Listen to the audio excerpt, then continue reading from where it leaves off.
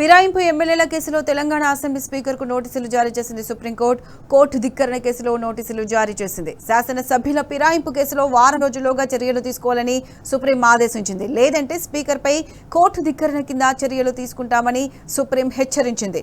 తదుపరి విచారణను 4 వారాలకు వాయిదా వేసింది. అయితే విచారణ సందర్భంగా సుప్రీం ఘాటు వ్యాఖ్యలు చేసింది. తెలంగాణ స్పీకర్ది ఖచ్చితంగా కోర్టు ధిక్కారమేనని తేల్చి చెప్పింది.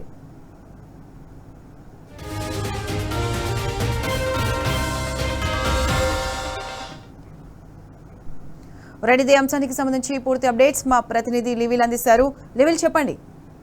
పార్టీ ఫిరాయింపు ఎమ్మెల్యేలకు సంబంధించి సుప్రీంకోర్టులో కీలక వ్యాఖ్యలు చేసింది. సుప్రీంకోర్టు సిజేఐ ధర్మాసనం గవాయి ధర్మాసనం ఏదైతుందో ఇవాళ 10 మంది ఫిరాయింపు ఎమ్మెల్యేలకు సంబంధించి స్పీకర్ నిర్ణయం తీసుకోకపోగా BRS party working president KTR court ధిక్కరణ కింద మళ్ళీ సుప్రీంకోర్టును ఆశ్రయించారు. సుప్రీంకోర్టును ఆశ్రయించడంతో 3 నెలల గడువు మీరే అడిగారు, 3 నెలల గడువు ముగిసింది, ఎందుకు చర్యలు తీసుకోలేదంటూ కూడా ఇవాళ మండిపడింది. ఖచ్చితంగా 3 నెలలలోపు ఎందుకు చర్యలు తీసుకోలేదో చెప్పాల్సిన అవసరం ఉంది. ఖచ్చితంగా ఇది కోర్టు ధిక్కరణ కిందకే వస్తున్నట్టు కూడా స్పీకర్పై సంచలన వ్యాఖ్యలు చేసింది. ఖచ్చితంగా వారం లోపు వారిపై నిర్ణయం తీసుకొని తగు నిర్ణయం తీసుకొని సుప్రీంకోర్టుకు చెప్పాల్సిన అవసరం ఉందంటూ కూడా ఈ సందర్భంగా చెప్పింది. లేని పక్షంలో మేమే నిర్ణయం తీసుకుంటామంటూ కూడా సుప్రీంకోర్టు చెప్పింది. అయితే మరో 2 వారాల గడువు అడిగింది ఈ స్పీకర్ తరపు న్యాయవాదులు. కానీ ఎట్టి పరిస్థితుల్లో ఇచ్చేది లేదని కూడా తేల్చి చెప్పింది.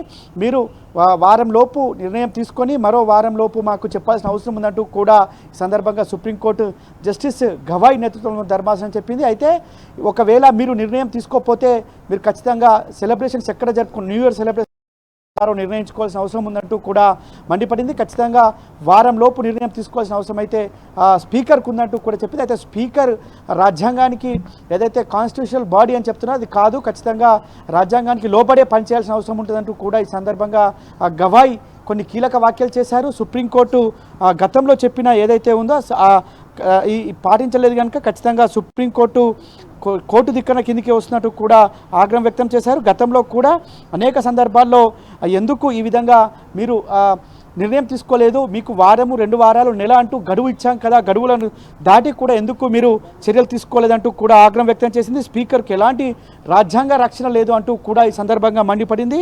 రోజువారీ విచారణ చేసి వెంటనే వారం లోపు నిర్ణయం తీసుకోవాల్సిన అవసరం ఉంది. ఎవరైతే 10 మంది పార్టీ ఫిరాయించిన ఎమ్మెల్యేలు ఉంటారో వారిపై నిర్ణయం తీసుకోవాల్సిన అవసరం ఉందంటూ కూడా ఈ సందర్భంగా స్పీకర్ చెప్పింది. లేని పక్షంలో మేమే నిర్ణయం తీసుకుంటాం, ఇది ఖచ్చితంగా ముమ్మాటికి కోర్టు ధిక్కరణ కిందనే అవుతుందంటూ కూడా స్పీకర్పై కీలక వ్యాఖ్యలు చేసింది. ప్రత్యూష.